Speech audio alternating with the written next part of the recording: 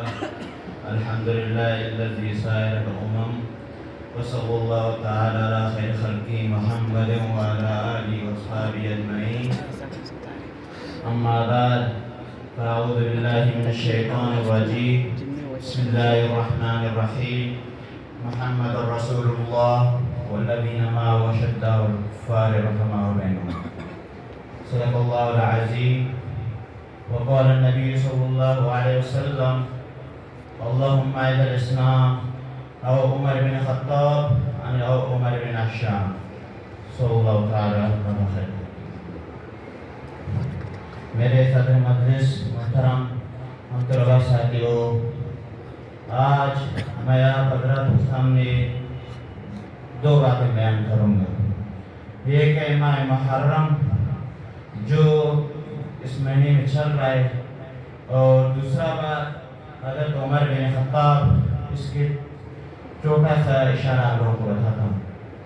حضرت عمر خطاب اسی مہینے میں شہید ہوئے تھے، محرم الحرام.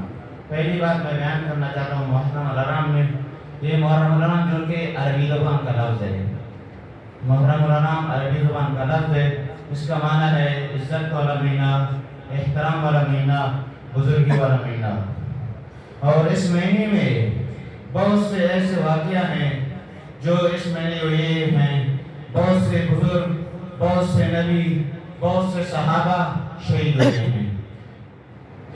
اس میں دو بہت مشہور ہے. ایک ہے حضرت عمر بن خطاب اور دوسرا ہے حضرت حسن اور حسین. یہ بہت مشہور ہے، اس مہینے میں شہید ہوئے ہیں. حضرت آدم علیہ السلام کی جب جسم بنائی گئی، اللہ تبارک و تعالیٰ نے بنائی، محرم الحرام کا مہینہ تھا. جب حضرت آدم علیہ السلام کو سجدہ کرائی، محرم الحرام کا مہینہ تھا. حضرت موسیٰ علیہ السلام جب اپنے قوم کو سمندر کے کنارے پہ لے گیا، محرم کا مہینہ تھا. جب فرعون سے نجات پائی تو حضرت محرم الحرام کا مہینہ تھا. جب حضرت موسیٰ کوئی دور پر گیا اللہ تعالیٰ سے باتیں کرنے کے لیے، اور محرم الحرام کا مہینہ تھا.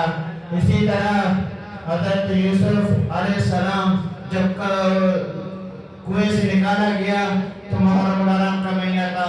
حضرت یوسف علیہ السلام جب تخت پر بٹھائے گئے تو محرم الحرام کا مہینہ تھا. حضرت یوسف علیہ السلام اور حضرت یعقوب علیہ السلام کے طویل عرصے کے بعد ملاقات ہوئی ہے تو محرم الحرام کا مہینہ تھا.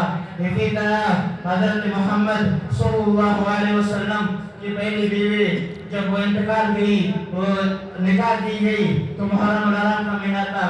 اسی طرح پہلی بیوی جب انتقال کر گئی، اس دنیا سے چلی گئی تو محرم کا مہینہ تھا. میرے عزیز اور قابل دوستو، یہ پہلی بات تھا جو مکمل ہو گئی، اور مکمل نہیں، یہ تھوڑا سا اشارہ تھا، میں نے آپ لوگوں کو بتا دیا.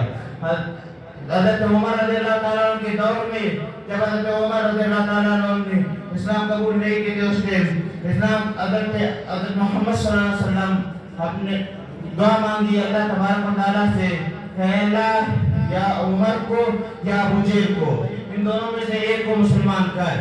حضرت محمد صلی اللہ علیہ وسلم کی دعاؤں کی برکت سے حضرت عمر رضی اللہ تعالیٰ عنہ مسلمان ہو گئے.